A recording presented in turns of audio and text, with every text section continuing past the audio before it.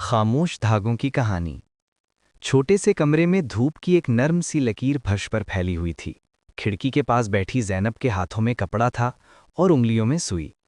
रंग बिरंगे धागे खामोशी से कपड़े पर चल रहे थे, मगर उन धागों में सिर्फ रंग नहीं थे, उनमें ज़ैनब की जिंदगी की कहानियां बंधी हुई थीं। ज़ैनब को कढ़ाई का शौक बचपन से था। उसने ये हुनर अपनी माँ से सीखा था, जो कहा करती थीं, बेटा, हाथ की कढ़ाई सिर्फ हुनर नहीं, सब्र और मोहब्बत का इम्तिहान होती है। माँ के जाने के बाद ज़ैनब के लिए यही कढ़ाई सहारा बन गई। जब लफ्ज़ कम पड़ जाते तो वो धागों से बात करती। हर फूल, हर बेल, हर नक्श उसके दिल के किसी एहसास की तर्जुमानी करता। वो एक आम सी लड़की थी, मगर उसके हाथों में गैर मामूली जादू था।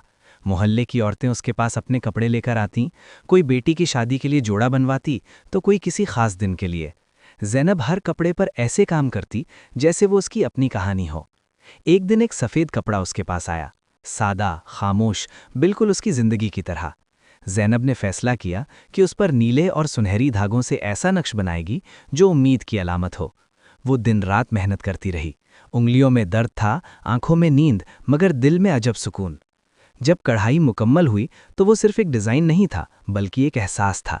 ऐसा लगता था जैसे कपड़ा बोल रहा हो, जैसे हर टाँका किसी दुआ का जवाब हो। वो कपड़ा जब वापस गया तो उसके साथ तारीफों का सिलसिला भी शुरू हो गया। ज़ैनब का काम अब सिर्फ मोहल्ले तक महदूद ना रहा, लोग दूर दूर से उसकी हैंड एम्ब्रॉयडरी देखने आने लगे।